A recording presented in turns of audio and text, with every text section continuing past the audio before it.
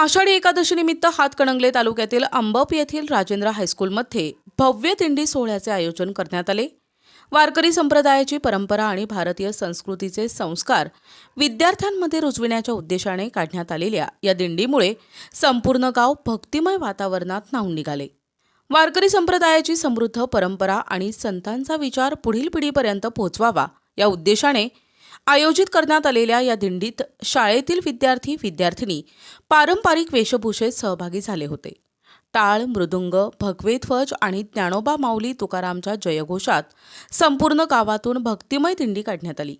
संत ज्ञानेश्वर महाराज आणि संत तुकाराम महाराज यांच्या अभंगांनी दिंडीला अधिक आध्यात्मिक स्वरूप प्राप्त झाले।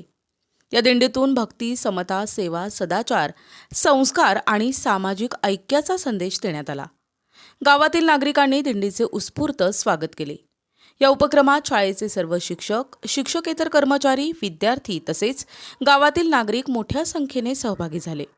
सर्वांच्या सहभागामुळे परिसर भक्तिभावाने भारावून गेला। या सोहळ्यामुळे विद्यार्थ्यांच्या मनात वारकरी परंपरेबद्दल आदर निर्माण झाला असून भारतीय संस्कृतीच्या जतनाची प्रेरणा मिळाली आहे। प्रतिनिधी किशोर जासूद, NTV न्यूज मराठी, अंबप, हातकणंगले, कोल्हापूर।